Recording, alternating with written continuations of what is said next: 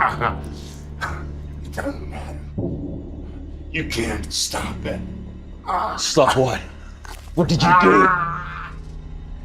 They want their monsters. Here they come. Welcome to Alien Earth, the official podcast. I'm your host, Adam Rogers, like an out-of-control research vessel each week crashing into the latest episode of this show and seeing what's lying under its burbling surface. This week, episode 5, In Space, No One. As always, we've got fast-moving spoilers inbound, folks, so shields up. Today on the podcast, I have the return of series creator Noah Hawley to talk about our brief interlude in space. Then I'll talk to the show's editor, Regis Kimble, about editing in the world of sci-fi and horror, and chat with the actor Babou Ceesay about his decidedly non-mechanical performance as the partly mechanical Moro. To round it all out, since we got a lot of new faces this episode at the end, I have the accidental captain of the Maginot, Richa Moorjani. Let's start with this episode's obvious departure from the series so far, as it interrupts our regularly scheduled Alien Earth programming for some Alien Space programming. For series creator Noah Hawley, that was entirely on purpose. Mostly. You get to see the Alien movie of my dreams that I've been wanting to make. And originally in the conception of the season, that episode was not part of what the season was going to be, but then I just found it irresistible. And I also felt like if we were offering people a series called Alien, we needed an alien movie in the middle of it. We needed a spaceship journey. Oh, that's interesting. The episode sort of wasn't originally part of how you imagined the series, because this kind of a spaceship story is, like you said, they're an integral part of how the universe has been shaped.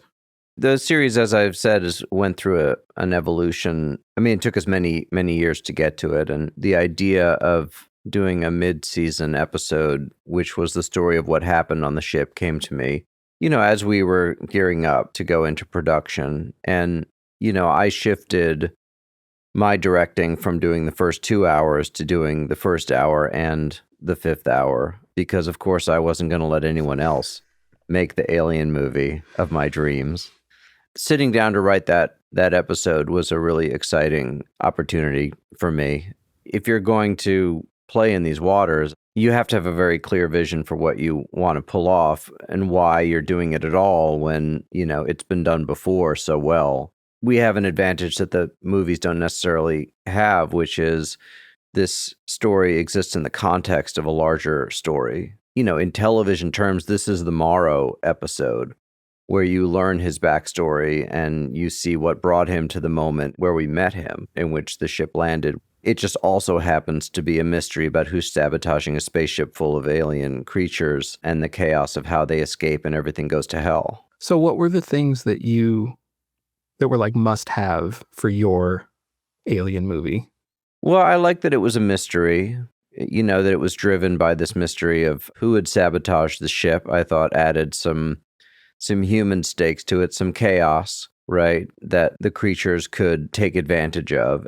One of the things that the season has introduced in what we call the image is a hyper-intelligent creature that strategizes. And so what I liked playing with was how the image could take advantage of, say, seeing the ticks escape and then drawing attention to itself to allow them to do their thing. And so we don't know anything about these creatures that have just been invented for the series. We don't know that what we first see as what looks like an octopus with an eyeball on it is going to pop your eye out and replace it. And we don't know how the ticks reproduce. We don't know any of these elements about these creatures, which makes it very exciting for me as a storyteller. And the only rule is it has to be disturbing. So how situated does that story have to be in an alien canon in terms of like when it takes place and what happens in the other movies? Is there canonicity? Is there canonical stuff that matters? Or do you just have to take the outlines and vibe and then you get to do what you want to do? My philosophy is you can make me care about that stuff. It's not my instinct to care about it necessarily. The big things that general audiences invest in are sacrosanct to some degree. And then the deeper you have to dive to find, in this novelization, they introduce the idea of how you make a queen, etc. That stuff is speculative. That's another author's version of an alien story. But, for me, the real canon is the first film and, to a major degree, the second film also. And, if you think about the fact that 40 years have passed between those first two films and Prometheus, right? It means that for those of us who saw those movies when they came out, we lived for 40 years with that being what the story of a xenomorph was. 40 years later, it was introduced this idea of the black goo and the engineers. And I think that is another great version of the alien story, but in my mind, it exists even though it was Ridley as a kind of alternate fiction about these creatures who had been described to all of us for 40 years as the perfect evolutionary predator, right? Who had existed for millions of years in this form. And so that's the reality of which, I came to this series. And, the degree to which I'm introducing these new creatures allows me to create new canon. So there's a storytelling challenge there, which is how you tell a new and exciting spaceship story. But there's also, I have to assume, a directing challenge, because a lot of really well-known directors have taken on alien films, and directing this episode especially, I just wonder, is that something you were thinking about, hitting some of the same visual cues or doing some of the same things that they did, but also trying to make it your own? As a filmmaker who didn't go to film school, my motivation is only ever to try to create a feeling in the audience. Film as a medium has the power to control time in a way that other mediums don't. I have a photo of my camera operator with the camera mounted to the xenomorph's, the animatronic head. Alien cam. As we're moving down the hallway, it's a shot that lasts half a second in the show, but it gives you a visceral feeling of charging. And so I always think a lot about what things should feel fast and what things should be slow. You're creating a feeling in the audience when you do that. If you're in the middle of an action sequence, someone is fighting the xenomorph, for example, that should feel like it feels, which is it's all happening too fast. But the moment you turn to run away, now things slow down, because that's how it feels to be running away from a monster, is like you can't seem to move fast enough. Right. So those elements are always instinctual for me as I think about how to shoot these sequences.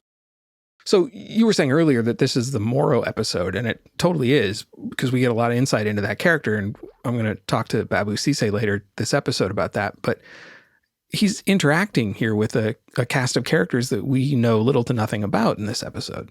Yeah, and one of the challenges for a storyteller, is I have to introduce, a half dozen characters, basically who exist only in this hour, although you see them a little bit in the first hour, and you have to invest in them to understand their relationships with each other, to have feelings about them enough to care who lives and who dies. And, it's the other reason that I wanted to shoot it myself, because it's world building, and I feel like I need to build each of those worlds. In this case, we know who the survivor of the ensemble is going to be at the very beginning. The only thing we know about these characters from the very start is that they're all going to die, except Morrow. Well, we know that, and yet we forget as we're watching. Huh. I mean, it's a really fascinating thing about audiences, and something that I learned early on.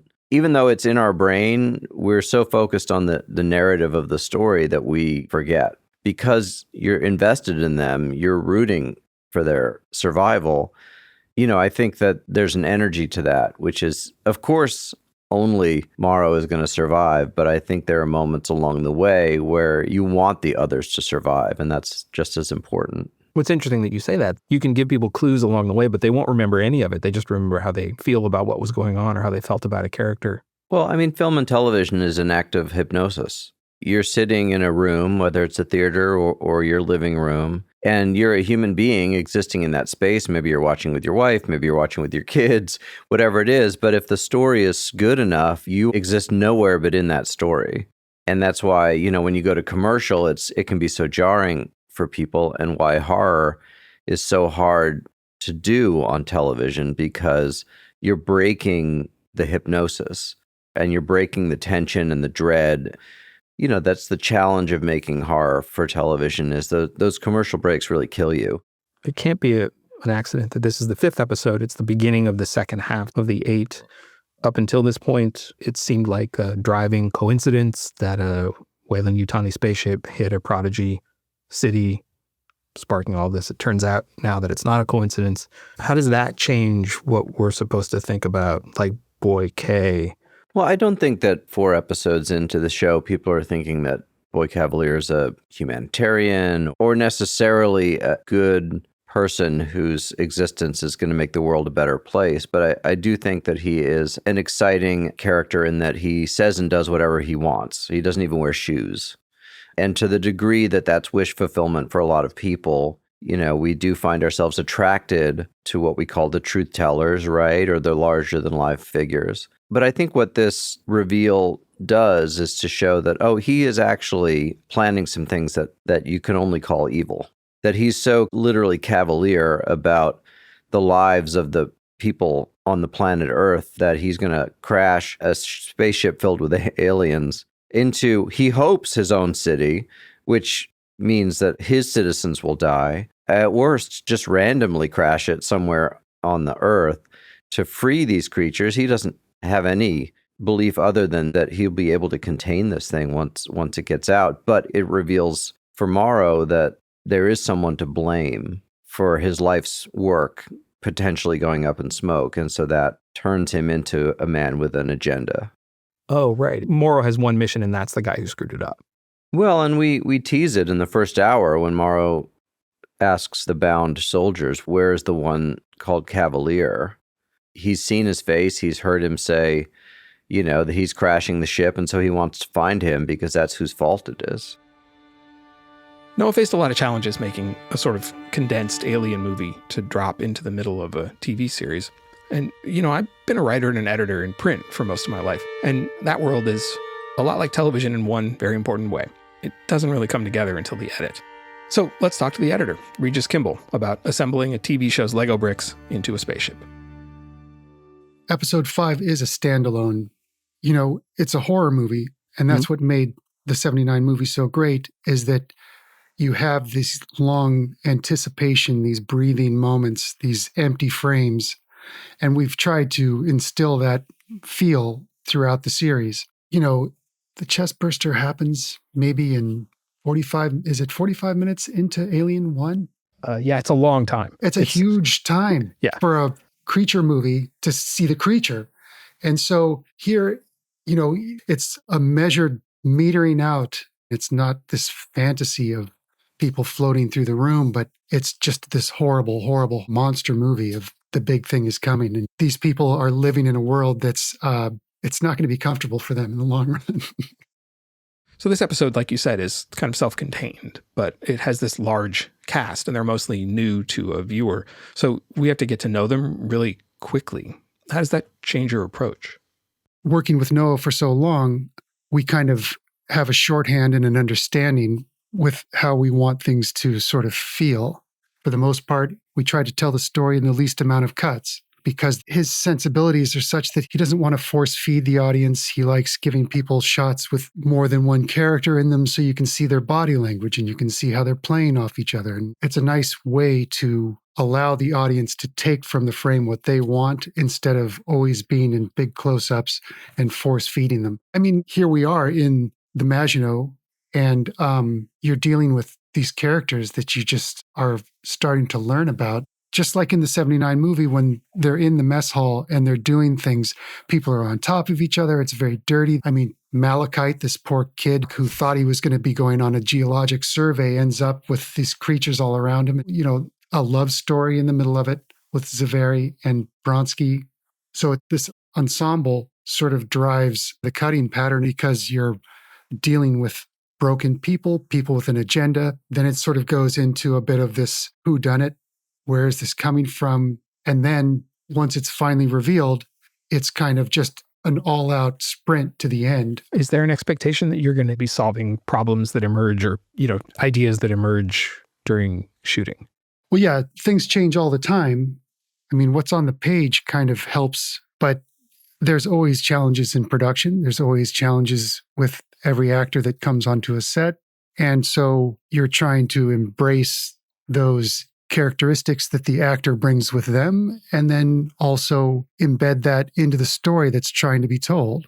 That's the other thing is in working with Noah, he's got this writer brain. And so you end up with these sort of modular emotional events that something from 2/3 of the way down the script, an emotional beat that might actually line up better with scene 3 of a different character. So when you start butting these two scenes up with one another, a whole third kind of emotion is generated from it because they're informing each other in a totally different way than what was ever written or really conceived. And Noah, he's really adept in the cutting room and has a great sense of when things are working or when things aren't working, which is really, really a luxury and a great way to work with somebody. You've actually worked on quite a lot of science fiction, or VFX were going to be a part of it, where you weren't going to be able to see everything that's going to happen. Does that make it harder to edit an episode of television if you don't have all the pieces in front of you? It does make it difficult, but first of all, they had a xenomorph on set. So that solves a lot of timing questions. But with ticks and image and orchid and I know I'm missing one. The fly is the last one, right? Is that right? Yeah. It took that. They don't name it for a long time. So yeah. I mean, these are characters that are sort of, again, they're paced out how much you actually see of them until they start to make their full grand appearance and their horror. You know, you fully start to understand exactly what that image is all about. The horrible thing that happens in 2. You don't see how it gets in the cat. But in 5, you start to see, well, holy shit, this thing is fully sentient. It's fully engaged. I was totally okay not seeing how it got into the cat, I got to tell you. Yeah, well, it gets worse. Well, let me tell you, it gets a lot worse. Great. All right, so this week we got a little alien movie, a ship in a bottle episode, if you will. But did you notice we also got some backstory on why a Weyland-Yutani spaceship full of dangerous aliens crashed into a building in Prodigy territory? And we got the story on Morrow, the obsessive cyborg. This is Babou Ceesay, who plays Morrow. My first encounter with the xenomorph was watching it pop out of John Hurt's chest. As a young person living in Africa at the time, and I remember watching this on TV, and I couldn't get my head around it. It just scared me so much. And this audition came in. They'd sent the first 3 episodes. So when I was reading it, I just had that sense of tension of these people don't know what's coming for them, you know. So I take it you were excited then to have these scripts in front of you. I was already a big fan of the franchise. So one of the first thoughts I had was that it's too good for me. I just immediately discounted myself. I'm like, it's too good. It's like a dream. Forget it. For 3 days, when I was waiting to hear the final confirmation, I didn't leave my flat. I would just walk to the kitchen, walk to the lounge. And I don't really... You're just waiting for the call. Indeed. And I'm quite calm about these things. But I don't know, this one just got under my skin. So when I got the call, I finally went out for a coffee. Noah has written ensemble shows before. There's intertwined characters, multiple plot lines. But Morrow, as a character, is a load-bearing character. Yeah. Moving action forward and in the way a scene has to feel. When Morrow shows up in a scene, you're supposed to feel a certain way. It's like, oh, shit, Morrow's here. Here we go. Something, right? I wonder what that's like for you as an actor in those scenes, in those moments, in a show where there are so many stories, but you're at the middle of so many of them. Yeah. I love the way you put it, is that he is load-bearing. He takes a lot of the weight of certain elements of the story. And yes, very early on, I felt that pressure that I'm going to be under in some of those scenes. So yeah, I've always felt there was some of that, but I love Morrow. He's a complicated character. And I love complicated characters. Some of the research that I did is I went and watched There Will Be Blood. I checked out Daniel Day-Lewis's performance. Yeah. I went and watched Javier Bardem again for like the 10th time in No Country for Old Men. And of course, those are phenomenal performances. But I was looking for clues as to how is the actor solving this problem. And I also watched, God rest him, Heath Ledger. I watched The Dark Knight again and watched The Joker. And what's incredible is the way he moves in there. Like everyone else is quite upright and stiff and ready to go, but he just kind of rolls around in these scenes. And I watched all of that and I thought, okay, I have to make a decision on how Morrow moves. And the clue was in that scene when he's talking to Mother, when he's trying to get into the impact room, he isn't rushing. He's keeping his head. He's got one sweat, he's humming. He's maintaining his pace because he knows if he rushes, he's going to ruin everything. And so once I had that set in, I thought, okay, great. Now, of course, not to spoil anything, but when Morrow needs to move quickly, he really does. And so how's he able to remain so cool in the face of the horror and bloodshed. If you imagine at some point he was part of the special forces, this is how he's risen right up to the top. So he's put himself in extreme cold, extreme heat, extreme situations, and being able to take extreme situations without reacting in a way. It's the simplicity of it. This is the situation I'm in. What does fear do to me? If I keep a clear head, I can do something useful. So I just went down that path of he's just got incredible strength of character. It's not that he's unfeeling, especially with the introduction of a daughter. I even feel that part of his lack of fear is to do with the fact that he's lost his daughter. Sure. So it puts him in this place where what's worse than that? Oh, he's already been through kind of the emotional trauma. Indeed. So what difference does the rest of it make? Wow. I mean, I don't know that he's dealt with it, but he's in Right. the process of going through that trauma. Not that it's made him numb, but it's made him maybe a little bit more foolhardy, a bit more extreme. Can I ask, though, this is a bit more of a process question, but we see early on flashes of the kinds of things that Morrow does on the Maginot. Once the alien is loose and is broke containment, and he goes into Mother and drops into the escape pod and all that stuff. But as I understand it, a lot of that was filmed early, and then you went back and expanded the tale of that for episode 5, the separate flashback to what actually happened. So I wonder, did your opinion of what he does on the Maginot change over that time? Yes. When I was shooting the first episode, I didn't know at that point that he had a daughter and what her fate was. So by the time I went to do the longer version, I had that information. And knowing it, some questions came up in terms of, okay, so some of the actions he takes, sealing out our new captain of this room, protecting himself. But, with Morrow, it always comes back to the mission. He cannot let his human emotion, things like empathy, sympathy, get into the way too much. I think he spends a lot of time suppressing what he, I'm not going to say really feels, but those feelings when they come up where it's like, okay, do I open this door and let Zaveri in? No, because there's a risk the monster will come in. And not only that, this impact room takes one person. What's he going to do? At the end of the day, who's he going to trust to complete it, to get this thing on the ground and get these species into Yutani's hands?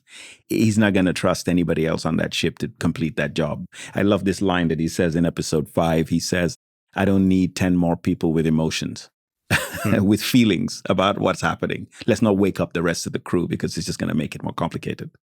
So he knows that this is $1 trillion mission. He's got to do it for Yutani because he owes her and he owes the company for who he feels like he is. Yeah. He has to show utility. When he gets back to Earth and sees what Earth is like and sees that there are hybrids who he meets early on, first couple episodes, but that doesn't change, does it, what he's thinking about? Like his motivations continue to be that like all mission, all Yutani, no compromise, even though he knows that things are different now. She's the one that built this thing, and she made him an integral part of that. From someone abandoned on the streets to being somebody who can have an impact on the direction that the world is going in. He wants to be on mission. Like imagine, he left his daughter there when she was about 11. If he comes back in 65 years, she's old enough to be his mother, right? It's a sacrifice he's made. Who would he make that for? Yutani.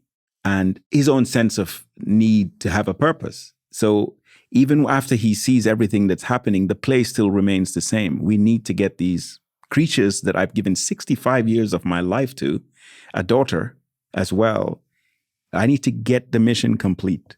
I guess you wonder what kind of moral determinations he'll make about himself once he's completed this mission. But then he can also compare at that point what he knows about the Yutanis with Boy Cavalier. And by episode 5, he's got another enemy besides the aliens.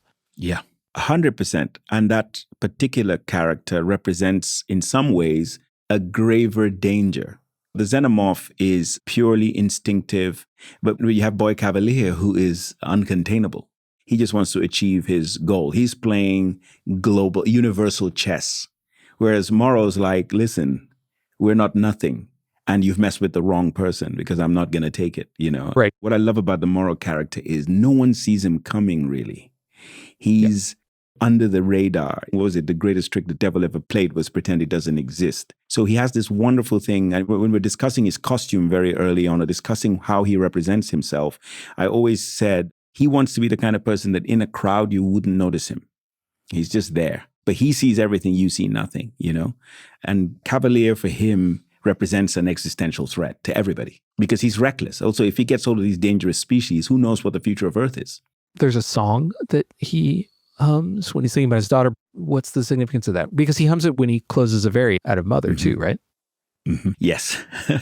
I mean, we talked earlier about how he tries to manage his emotions. So I have a few phobias. I ain't going to talk about them in case anybody finds out and uses it against me, right? You never Smart. know. Yes, good. But you do these things called box breathing, or you hum something to take your mind off whatever you're doing, however difficult it is.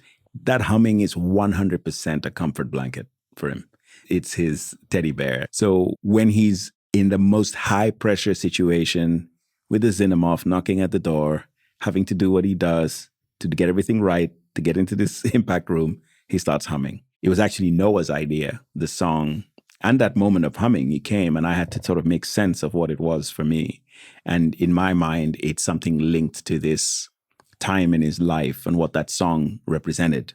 It's a moment of absolute peace. And that song, he relates to that. That's the way I take it anyway. But it's just such a beautiful song. And I love that he put the French version into it. The way it crescendos at the end with the flashes with the daughter, which we hadn't discussed. The fact that Noah's edited that in, it's like, okay, good. Any kind of synergy with Noah's a good thing. So Morrow develops this relationship with Slightly. Yes. And I had thought that was irredeemable for a long time. That was just manipulative. But for what you're describing now sort of paints that in a very different way. He had a daughter who he no longer has a relationship with, and now he's got a relationship with this kid. I've been unjustifiably mean to Morrow. You're telling me there's more to it than that. I think there's more to him. But what he does do to Slightly, it's all the things. Do you see what I'm saying? It is manipulative. There's no getting away from that. It's bad. I mean, bad in the sense that I don't think it's lost on Morrow that he's looked for the weakest link. There's one question he asks when he's downloading into his head.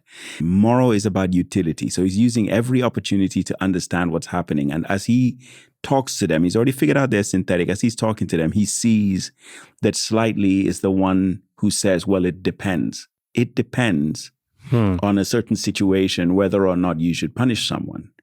And he said, why is that? Well, if they were your parents, for instance, now he's seen a weak spot there. So later on, when he's approaching the pair of them, Slightly is the person he focuses on. He doesn't know if it'll be useful later, but it might be.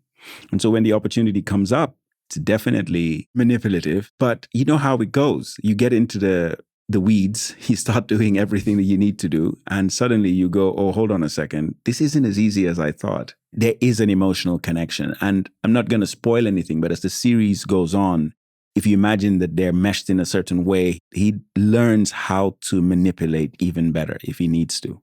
What buttons do you press? What is it that makes human beings react? Babou talked about that loaded moment when Morrow closes the door and seals Zaveri's fate. So now let's go to the other side of that door. We can talk to Zaveri herself. This is actress Richa Moorjani. Something that was so exciting to me was I actually got to name my character. Really? Yes, because after Noah cast me, he emailed me and he said, you're Indian. Do you want your character to have an Indian name? And I appreciated it so much because to me, to have a character that does have an ethnic name that resonates with me really does help me as the actor to feel an actual connection to the character, because there is something about names and about where we come from. And I sent him a list of first names and a list of last names that I felt like could work.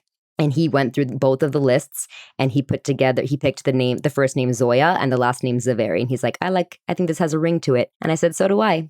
And so we named our child Zoya Zaveri. Also, you're playing kind of a classic character. You were playing the commander of a spaceship where an alien gets loose. Big science fiction deal.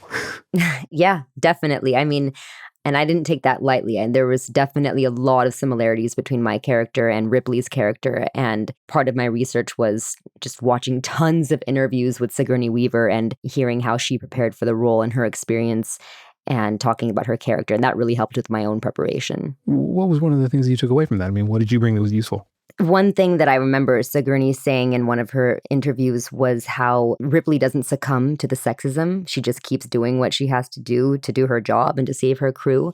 And that's kind of exactly what happens with my character. She's dealing with this crew that she loves them because they're her people and they've been in space together for 65 years. But now that the actual captain has suddenly died and she's put in this position that she wasn't expecting to be put into, she's dealing with this whole new level of sexism, but she doesn't let that stop her. One of my favorite scenes to shoot, which is probably not Zoya's favorite moment in her life, but it's in the really fun scene in the mess hall when everyone's there getting food and she's there to tell everybody what the reality of the situation is. Look, we're all about to die, but they're not taking it seriously until Morrow has to come and slam his big robotic arm on the table and just get everyone to listen. So Zaveri's response and Morrow's response are both really telling, but they're both very different from each other. Can you say a little more about that? I do think that, Zoya, Zaveri, and Morrow have very different priorities, and his priority is to protect the cargo because that's the mission, and that is what Mother says is the number one priority, whereas Zaveri, her priority is her people. These people have been her crew for 65 years, and she very much has this inner conflict when Mother tells her to acknowledge that the cargo is the number one priority, and she just can't seem to accept that because for her, the people are the most important thing. And I think that's, a theme throughout this whole franchise is this idea of what kind of person are you when you're put into a situation like this, and you really only see that when these monsters come out. It's interesting, though, because as a viewer, the episode gets me to a place where I kind of understand and at least sympathize in some ways with Morrow. Yeah, especially because I don't think he hates my character. I don't think he's doing it just to be cruel. I don't think he's doing it to be evil, but he's doing it in that moment because to him, he is doing what he has to do. I mean, I think the way that he still brought humanity to his character, you almost feel sorry for him. And I was so blown away by his performance. There's the kind of surgery scene with the ticks and the people die in the lab and there's gases and aliens on people's lungs and stuff. And after that, Morrow does take command. Zaveri defers or allows him to assume command. So I guess I'm asking why that is the moment that she finally does give up. Is that too strong? No, I don't think you're wrong at all. And when it comes to that scene, and it's literally a life or death moment for multiple people, and she goes with her instinct, which is for the doctor to do the surgery and take that risk. And of course, it doesn't go well and they all die. And I think she kind of freezes in that moment and she realizes that, well, I failed. I was trying to save my crew, but I failed and maybe it would be better for Morrow to take over now. And then she sees the alien behind her. And I think that snaps her back into reality. And that's really the turning point for her, where she goes from this really thinking, methodical person to just plain warrior. And she has to just act. It's not really fair, though, right? Like in that first movie, Ash, the synth, does the same scale of betrayal, but he gets his head knocked off. And in this one, it's sort of the inversion. The robot wins. It's a little frustrating. It is. And originally, the scene when you see her die in the first episode, they had actually shot that with somebody else because I had not been cast yet, because I don't think this episode had been written yet. I don't think that they knew there was going to be this whole storyline. So they had actually already shot that scene with a different actress, and it was in episode 1. And then later, when Noah decided to write this episode, and then he cast me, we had to reshoot that whole scene. I mean, there was no way that there was going to be a happy ending for my character, which we knew from the get-go, but he tried to bring as much heart and humanity as possible so that the audience really does feel just a total sense of grief and despair when you see her die, because in the first episode, you don't really have that context. Then you see episode 5, you see who she is, you see what she was trying to do, and then it's really, really depressing. Yeah, it's amazing. That means that Babou had to betray 2 captains, basically. He had to go through that traumatic experience twice. Since we're talking about it, that death scene, getting killed by the alien. Yeah. And that was it Cameron? It was Cam. And, when he is in that costume and when the cameras are rolling and he's chasing me, he really did chase me, by the way. And he really did tackle me to the floor and all those things. Of course, I was safe. I didn't get hurt. I did get a few bruises, but I was proud of those bruises. And then when the cameras were off, the team would come in and take his head off, and it would just be his xenomorph body with his beautiful face poking out of it and his beautiful Australian accent. And also both him and I are vegan. So we would just talk about eating plant-based food in between scenes, this scary xenomorph creature who's a vegan. I just thought that was hilarious. But no, he was incredible. When he had the head on and when the cameras were rolling, he was absolutely terrifying and made it very easy for me not to have to act much. That's this week's episode of Alien Earth, the official podcast, brought in for another safe and comfortable landing. Next week, Morrow's plans start coming together, Wendy's plans start falling apart, and I'm not gonna lie, there's some body horror on episode 6 of FX's Alien Earth. Rate, review, and follow Alien Earth, the official podcast, wherever you get your podcasts. I'm Adam Rogers, and I'll see you here next week.